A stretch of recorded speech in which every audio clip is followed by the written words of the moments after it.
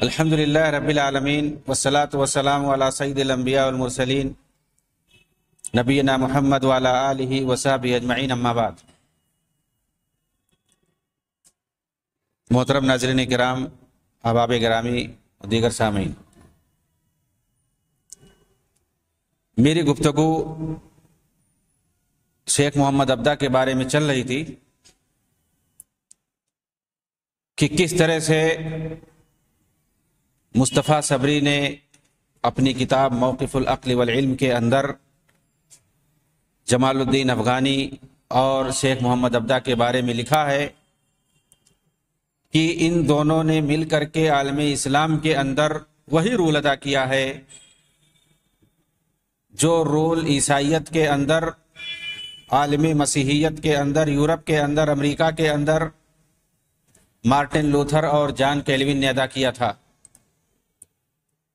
انہوں نے تو ایک نیا فرقہ پروٹسٹنٹ کا پیدا کر دیا، لیکن ان دونوں کو کوئی الگ سے نیا فرقہ بنانے کا موقع نہیں ملا۔ البتہ الحاد اور ماسونیت کے ذریعے سے مسلم نوجوانوں پر انہوں نے بہت ہی برا اثر ڈالا، اور میں کہتا ہوں کہ اس کی تائید شیخ محمد عبدہ کے اس خط سے ہوتی ہے باقاعدہ، جو انہوں نے اپنے استاد جمال الدین کے پاس لکھا تھا، جس خط کے یہ آخری الفاظ ہیں: ہم اس وقت تک آپ کی سنت پر چل رہے ہیں اور ہم آپ کے اصول کو جانتے ہیں کہ دین کے سر کو دین ہی کی تلوار سے کچلا جا سکتا ہے، کاٹا جا سکتا ہے۔ اس طرح سے خط کے اندر شیخ محمد عبدہ نے باقاعدہ لکھا تھا اپنے شیخ جمال الدین کے پاس۔ ایک مستشرق عالم جس کا نام جب ہے، اس نے اپنی کتاب دراسات فی حضارت الاسلام کے اندر لکھا کہ محمد حسین نے کہا ہے صلیبیوں نے اپنے مقصد کو حاصل کرنے کے لیے شیخ محمد عبدہ کو چنا تھا۔ ایسا کیوں؟ اس لیے کہ شیخ کی نشو و نما اور فکری پرورش ہی متشدد اعتزالی اور عقل پرستی پر ہوئی تھی، جو کسی بھی دین و شریعت کو اس وقت تک نہیں مان سکتے تھے جب تک کہ وہ عقل کے مطابق نہ ہو جائے۔ موصوف کا یہ فکری منہج فرشتوں، جنوں، ابابیل پرندوں اور خلق آدم کی تفسیر سے واضح ہو جاتا ہے۔ موصوف نے انہی افکار کی بنیاد پر انگریز وائسرائے لارڈ کرومر نے کہا تھا، لارڈ کرومر نے ان کے بارے میں کہا تھا کہ مجھے شبہ ہے کہ میرے دوست محمد عبدہ فی الواقع لادری مذہب کے ہوں گے۔ یعنی اس کو شبہ تھا کہ لادری مذہب کیا ہوتا ہے؟ جو مشکوک ہوتا ہے، اس کا کسی دین میں یقین نہیں ہوتا ہے، تو کہہ رہا ہے کہ مجھے شبہ ہے کہ لادری مذہب کے ہوں گے۔ لادری مذہب کے نہیں تھے یہ اس کے مطابق، بلکہ کسی دین کو یہ نہیں مانتے تھے، ہر دین کو شک کی نگاہ سے دیکھتے تھے۔ بلا شبہ جمال الدین افغانی اور محمد عبدہ مصر کے اندر اپنے مشن میں کامیاب رہے، کافی حد تک کامیاب رہے، جیسا کہ مصطفیٰ صبری نے اپنی کتاب موقف العقل والنقل کے اندر نقل کیا ہے، اور یہ بات کہی ہے کہ مصر کے اندر جس اصلاحی ترقی کی نسبت شیخ محمد عبدہ کی طرف کی جاتی ہے، اس کا خلاصہ یہی ہے کہ انہوں نے جامع ازہر کی بنیاد کو جھنجھوڑ کر رکھ دیا، اس کی دینداری کو مشکوک بنا دیا، اعتدال اور ترقی کے نام پر بہت سارے ازہریوں کو لادینیت کی راہ پر لا کھڑا کیا، جبکہ الہادیوں کے اندر یہ کوئی سدھار نہ لا سکے۔ انہوں نے ہی ازہر کے اندر اپنے شیخ جمال الدین کے واسطے ماسونیت کو داخل کیا، اور یہی وہ بندہ عبدہ ہے جس نے قاسم امین جیسے الہاد پسند کو مصر کے اندر بے پردگی کی ترویج اور اس کی نشر و اشاعت پر ابھارا، اور اس کے لیے پوری یہ کتاب لکھ کر کے دے دی کہ اپنے نام پہ چھاپ دے۔ جامع ازہر کے اندر الہاد و کفریہ افکار کے لانے کا سبب یہی بندہ تھا، اس میں کوئی شبہ نہیں ہے، اور جس کے آثار آج تک پائے جاتے ہیں۔ یہ مصطفیٰ شبری نے اپنی کتاب کے اندر بات لکھی ہے۔ ایک دوسرے مصنف فہد رومی نے اپنی کتاب منہج المدرسہ العقلیہ الحدیثہ کی صفحہ 165 پر لکھا کہ شیخ محمد عبدہ وحدت ادیان کے فلسفہ کے قائل تھے۔ وحدت ادیان کا مطلب کیا ہوتا ہے؟ صوفیوں کے یہاں یہ ایک مذہب پایا جاتا ہے جو کہ اگر آپ کہیں حقیقت میں تو یہ ایک ہندوانہ عقیدہ ہے، برہمنی عقیدہ ہے کہ تمام دین ایک ہیں، ایک ہی قبیلے کے سب لوگ ہیں، کسی بھی دین پر آدمی چلے اس کو ایک ہی جگہ پہنچنا ہے، راستے الگ الگ، سارے ادیان کو الگ الگ راستہ مانا جاتا ہے اور کہا جاتا ہے کسی بھی دین پہ رہو گے سب کو ایک ہی جگہ جانا ہے۔ یہ وحدت ادیان کے قائلین کہتے ہیں، جبکہ اللہ کے نزدیک صرف اور صرف ایک دین ہے اور اس کا نام ہے اسلام، اور وہی مقبول ہے اللہ کے نزدیک۔ ان الدین عند اللہ الاسلام، اللہ کے نزدیک صرف ایک دین ہے، اس کا نام اسلام ہے، اور یہی آسمانی دین ہے، یہی ربانی الہی دین ہے۔ چنانچہ جو لوگ یہ کہتے ہیں کہ آسمانی بہت سارے دین ہیں وہ غلط ہے۔ آسمانی دین صرف ایک ہی ہے، اس کا نام اسلام ہے۔ یہودیت کوئی آسمانی دین نہیں ہے، نصرانیت کوئی آسمانی دین نہیں ہے، اس کے علاوہ جو بھی ادیان پائے جاتے ہیں کوئی آسمانی دین نہیں ہے۔ آسمانی دین صرف ایک ہے، اسلام ہے۔ آدم علیہ السلام سے لے کر کے آج تک یہی دین پایا جاتا ہے، اس دین کا نام اسلام ہے۔ اگر اسلام کے علاوہ کوئی دوسرا دین بناتا ہے گڑھ کے اپنے یہاں تو اس کو آسمانی دین نہیں کہا جائے گا۔ ما کان ابراہیم یہودیا ولا نصرانیا، ابراہیم علیہ السلام یہودی نہیں تھے، عیسائی نہیں تھے، وہ تو مسلمان تھے۔ تو اسلام یہ آسمانی دین ہے، تو یہ غلطی پائی جاتی ہے عام طور سے، لوگ لکھ دیتے ہیں آسمانی دین، آسمانی ادیان، سماوی، الادیان السماویہ۔ الادیان السماویہ کہنا غلط ہے، کہ مطلب یہ ہوا کہ اسلام کے علاوہ بھی دینی آسمانی دین ہیں، یہ غلط ہے۔ اسلام یہ شروع سے پایا جاتا ہے، اور اللہ رب العالمین جب کسی نبی کو بھیجتا تھا تو اسی دین کو ترویج دیتا تھا، اسی دین کو دے کر کے بھیجتا تھا، اسے اسلام کہتے تھے، جس کے اندر اللہ رب العالمین کی تابعداری پائی جاتی ہے، مکمل تابعداری پائی جاتی ہے، اس کی فرما برداری اور اطاعت پائی جاتی ہے، اسی کو اسلام کہتے ہیں۔ تو شروع سے لے کر کے قیامت تک جو دین ہے وہ اسلام ہے۔ چنانچہ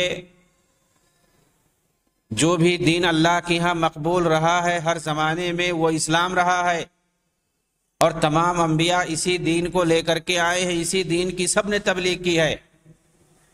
اب آخری پیغمبر چونکہ آ چکے، اب آپ کے بعد کوئی نبی نہیں آئے گا، اس لیے اب اس کی تبلیغ کے لیے صرف علماء رہ گئے ہیں، یا جو اس دین کے بارے میں جانتے ہیں۔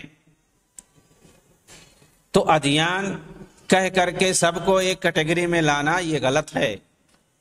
آسمانی دین صرف ایک ہے جس کو ہم اسلام کہتے ہیں، اس کے علاوہ باقی جو ادیان ہیں ان ادیان کو لوگوں نے اپنی طرف سے گڑھا ہے، کوئی آسمانی دین نہیں ہے۔ اللہ تعالیٰ نے صرف ایک دین پسند کیا ہے، ایک دین بھیجا ہے، اسی کی تبلیغ اور دعوت کے لیے اللہ تعالیٰ نے حضرت آدم سے لے کر کے نبی مکرم صلی اللہ علیہ وسلم تک اسی دین کی تبلیغ کے لیے بھیجا ہے، اسی دین کو پہنچانے کے لیے جس کا نام مذہب اسلام ہے، دین اسلام ہے۔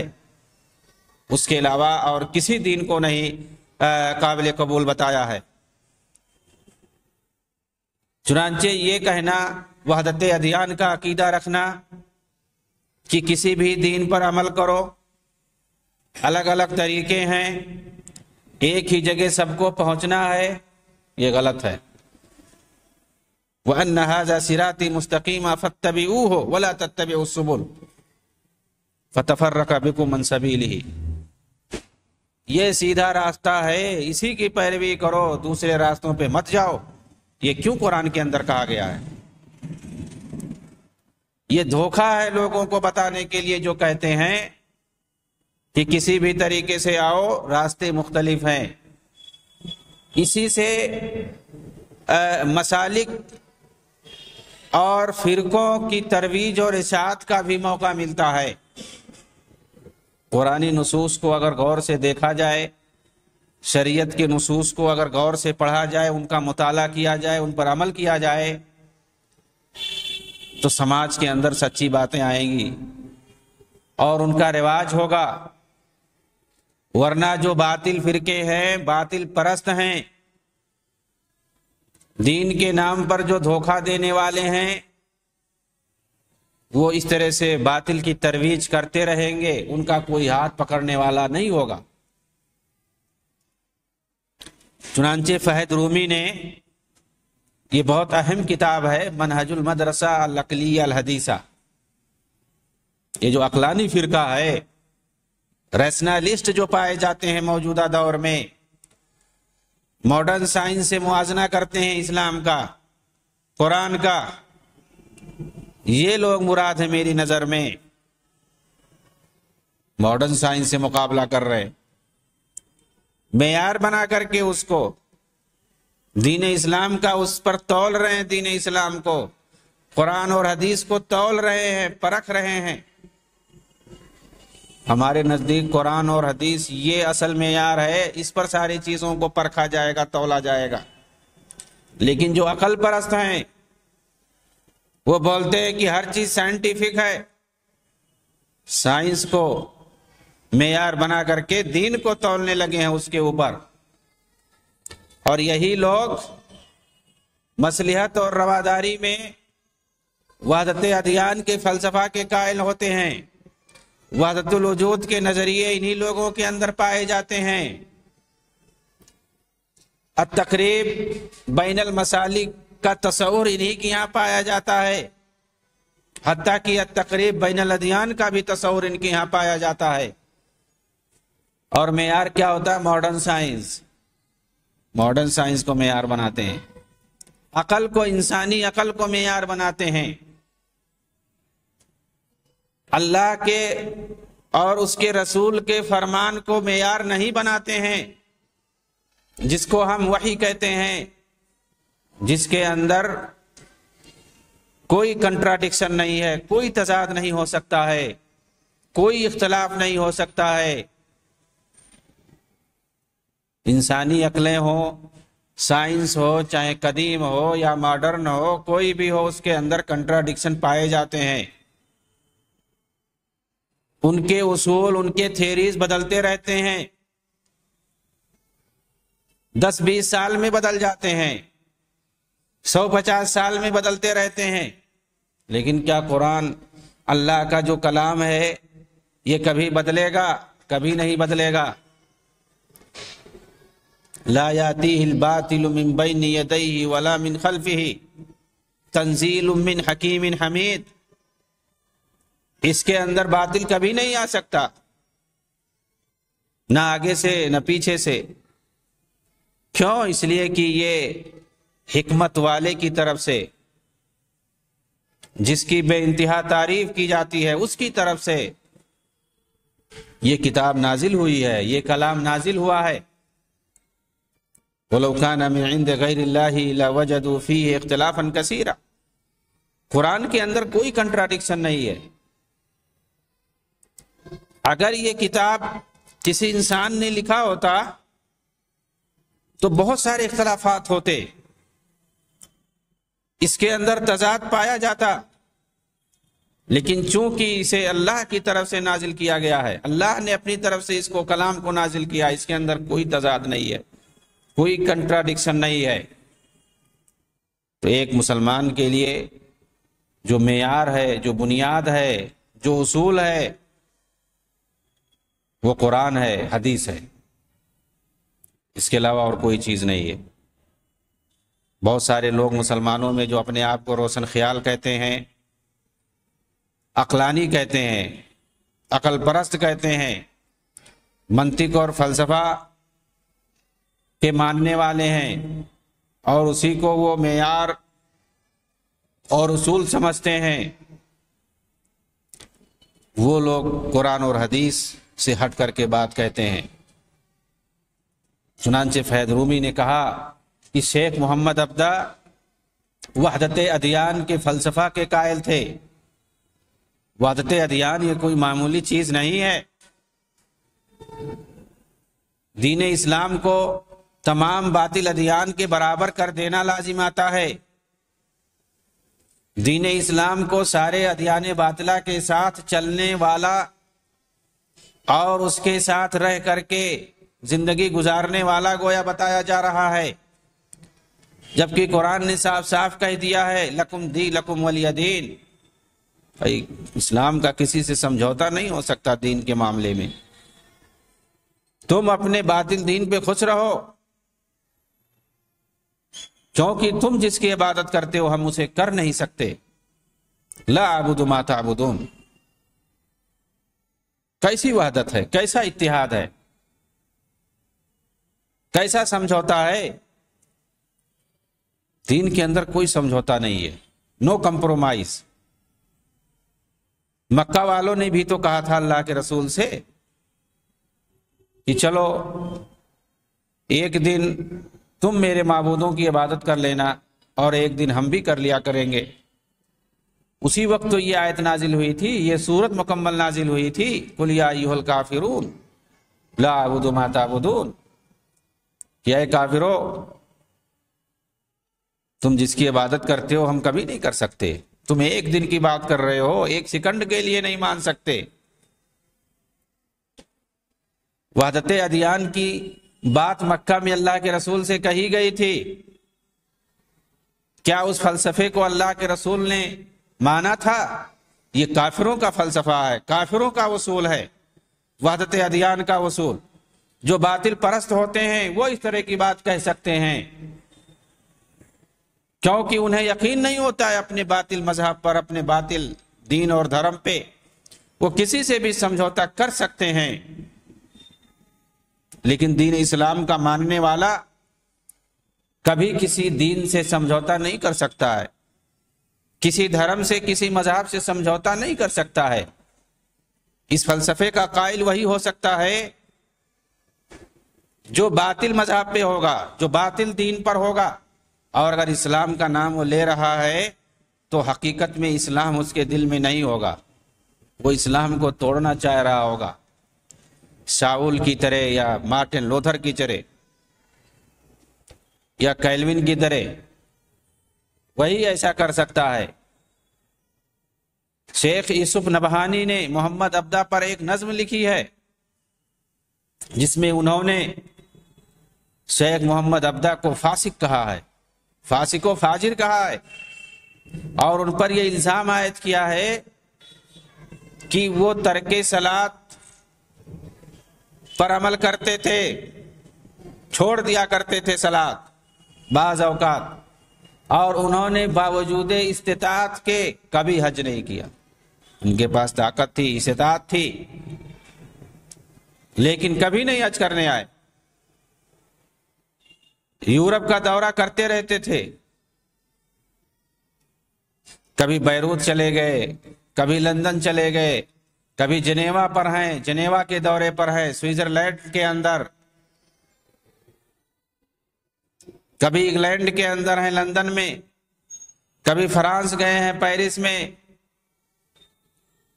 کبھی استنبول میں ہیں، کبھی بیروت میں ہیں، کبھی دمشق میں ہیں۔ ان کے دورے ہوتے رہتے تھے پوری دنیا میں، لمبا لمبا دورہ ہوتا تھا۔ کیوں؟ وہاں کے جو عیسائی علماء اور پادری ہوتے تھے، جو بڑے بڑے ان کے اسکالر ہوتے تھے، ان سے ملاقات کرنے کے لیے جاتے تھے، ان کے لیکچرز میں شرکت کرنے کے لیے جاتے تھے،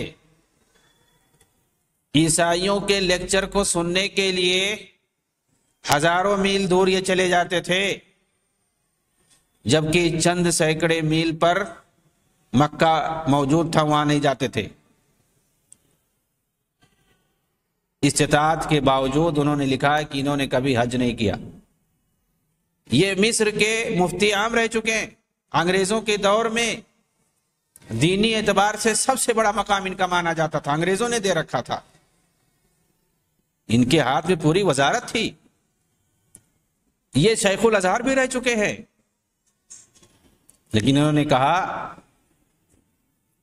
کہ یہ کبھی حج کرنے کے لیے نہیں گئے، طاقت ہونے کے باوجود، جبکہ وہ بڑے بڑے حکومتی عہدوں پر فائز تھے۔ شیخ محمد عبدہ دجال کے ظہور سے مراد دجال نہیں لیتے تھے، بلکہ اس سے مراد فتنے دجالیت لیتے تھے،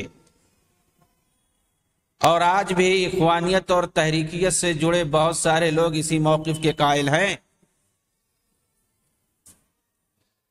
بولتے ہیں کہ آج کل کا جو میڈیا ہے اور ایسا ہے، یہ جو سائنس کا دور ہے، یہی سب دجالی فتنہ ہے، جو دجال کا ظہور ہوگا اس سے مراد یہی ہے، دجل، فتنہ، مکاری، عیاری۔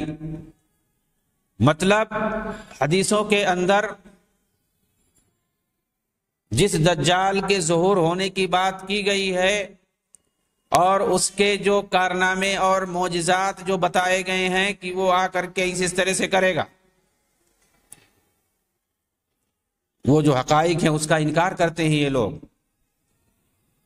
کہتے ہیں کہ حدیث میں تو یہ بھی ہے کہ دجال کو ایک جزیرے میں قید کر دیا گیا ہے، دنیا کا کوئی حصہ ایسا نہیں ہے زمین کا کہ اسے چھان کے نہ دیکھ لیا گیا ہو۔ سیٹلائٹ کے ذریعے سے زمین کا ذرہ ذرہ انسان کی نظر میں ہے، لیکن دجال تو کہیں نہیں دکھا۔ کون سے جزیرے میں ہے؟ آخر کون سا ایسا جزیرہ ہے جو انسان نہیں جانتا ہے اس وقت؟ کہتے ہیں حدیث میں تو یہ بھی ہے کہ دجال ایک جزیرے میں قید ہے، وہاں سے نکلے گا۔ یاجوج ماجوج ایک دیوار کے پیچھے قید ہیں، وہ ڈیلی اس کو کھرچ رہے ہیں، اس کو چاٹ رہے ہیں۔ ایک دن دیوار پوری ختم ہو جائے گی، پھر وہ لوگ نکلیں گے، پھر پوری دنیا میں فساد مچائیں گے۔ یاجوج ماجوج کے خروج کا واقعہ بھی قرآن حدیث کے اندر موجود ہے، ان کا ذکر قرآن میں بھی ہے، حدیث میں تفصیل پوری موجود ہے۔ لیکن یہ لوگ پوچھتے ہیں عقل پرست کہ بھائی وہ کون سی دیوار ہے جس کے پیچھے وہ لوگ چاٹ رہے ہیں، ذرا دکھا دو۔ وہ کون سا جزیرہ ہے جہاں پہ دجال بند ہے، ذرا اس کو دکھا دو۔ یہ مذاق ہے سراسر حدیثوں کا۔ صریح حدیثوں کے اندر، صحیح حدیثوں کے اندر، بخاری اور مسلم کے اندر یہ ساری روایتیں موجود ہیں، اور ان کا اشارہ قرآن میں بھی موجود ہے، لیکن ان حقائق کا انکار کرتے ہیں، اس کی تعویل کرتے ہیں۔ ظہور دجال سے مراد فتنے دجالیت لیتے ہیں، اور موجودہ دور حاضر میں جو سارے فتنے ہیں کہہ رہے ہیں یہی دجالیت ہے، دجال آ چکا۔ یہ ساری چیزیں محمد عبدہ نہیں، مودودی کی کتابوں میں بھی آپ پا جائیں گے۔ پڑھیے ان کے تبصرے کیسے ہیں دجال کے تعلق سے، یاجوج ماجوج کے تعلق سے، اور بہت ساری چیزوں کے تعلق سے۔ یہ سب عقل پرستوں کے یہاں پائی جاتی ہیں۔ ماڈرن سائنس، مغربی تہذیب سے مرعوب جو ہوتے ہیں، ایسے ہی باتیں کہتے ہیں۔ شیخ محمد عبدہ، انہوں نے تو تعدد زوجات کی حرمت کا اعلان کرتے ہوئے کہا تھا کہ لا ضرر ولا ضرار جیسی حدیثوں پر عمل کرتے ہوئے ہم اس کے قائل نہیں ہیں۔ ان کے نزدیک ایک سے زیادہ شادی کرنا حرام ہے، جائز نہیں ہے۔ اور کچھ تو یہ کہتے ہیں کہ صرف یہ موقت تھا، نبی کے دور میں ایسا تھا بس۔ قرآن میں صاف صاف جس کی اجازت دی گئی ہے اس کی بھی یہ تعویل کرتے ہیں۔ اسی طرح شیخ محمد عبدہ نے کفار کے ساتھ مل کر کام کرنے، ان کے ساتھ معاملات رکھنے، ان کی مشابہت اختیار کرنے، کھانے پینے اور لباس میں خاص طور سے، سود کو جائز کرنے،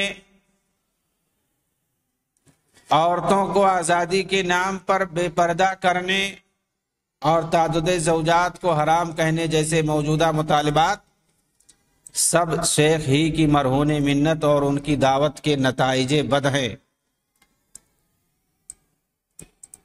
انہوں نے ان ساری چیزوں کو رائج کیا ہے مسلم سماج کے اندر۔ اب سوال یہ ہے کہ شیخ محمد عبدہ کی دعوت اور ان کے نتائج سے کس کو فائدہ ہوا؟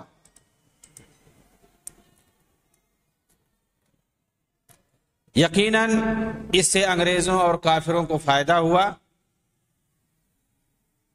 مسلمانوں کو نقصان ہوا۔ اگر ہم اسے دیکھیں کہ دو پیمانے پر ہوا ہے، ایک عوامی سطح پر کہ مسلمانوں نے شیخ کے فتووں کو بنیاد بنا کر، بہت سارے مسلمانوں نے ڈھول مول یقین جو ہوتے ہیں سیکولر اور آزاد خیال افکار کو گلے لگانا شروع کر دیا، اور جو دھیرے دھیرے پورے عرب ممالک میں پھیلتا چلا گیا۔ محمد موئلہی نے اپنے ایک ڈرامے میں شیخ کے افکار کو کیسے پھیلانے کی کوشش کی ہے، اس کے ایک فقرے سے آپ اندازہ کر لیں۔ محمد موئلہی ڈرامہ نگار، ڈرامے کا ہیرو عیسیٰ بن ہشام تعجب سے سوال کرتا ہے کہ نپولین کے اسلام مخالف قانونوں کو مصریوں نے کیسے دل سے قبول کر لیا؟ اس پر ایک دوسرا شخص جواب دیتا ہے کہ مفتی محمد عبدہ نے اللہ کی قسم کھا کر کہا ہے کہ نپولین کے قوانین شریعت کے مخالف نہیں بلکہ مطابق ہیں، اسی لیے مصریوں نے قبول کر لیا تھا۔ دوسرا عالمی پیمانے پر کہ انگریز شیخ محمد عبدہ کو ملحد یورپ اور اسلامی دنیا کے اندر حلقہ وصل سمجھتے تھے،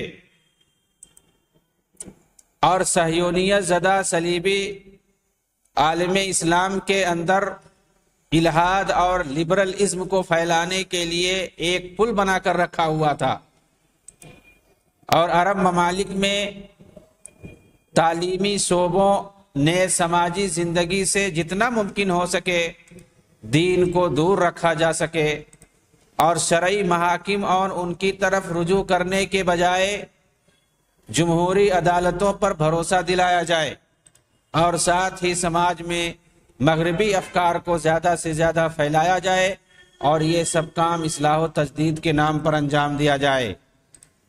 اس کے لیے آخر جمال الدین افغانی اور شیخ عبدہ سے بہتر کون ہو سکتا ہے؟ چنانچہ انگریزوں نے اچھا ان کو استعمال کیا۔ شیخ محمد عبدہ کے دور میں ایک طرف سائنس اور اس کے نئے نئے انکشافات اور عقلوں کو حیران کرنے والی نئی نئی چیزوں کی وجہ سے مسلمان حیرت زدہ تھے، اور دوسری طرف مسلمانوں کے اندر عقلی جمود پایا جاتا تھا۔ اجتہاد کے راستے کو بند کرنے کی وجہ سے اس لیے شیخ بھی یورپ کے سامنے مبہوت تھے اور آسانی سے لوگوں کو قائل کر لیتے تھے۔ خلاصہ یہ کہ شیخ محمد عبدہ کی سوانح جو بھی پڑھے گا اسے معلوم ہوگا کہ شیخ کی زندگی کا مقصد یہی تھا کہ اہل یورپ کے سامنے اسلام کی شکل کو بہتر کر کے اور سائنس کے مطابق اسے پیش کیا جائے، بالکل اسی طرح جس طرح سر سید احمد خان نے کیا تھا، تاکہ امت مسلمہ بھی یورپ کی طرح سے مادی ترقی کرے، اور یہی توجیہ شیخ کے مرید بھی کرتے ہیں۔ وآخر دعوانا ان الحمد للہ رب العالمین، والسلام علیکم ورحمۃ اللہ وبرکاتہ۔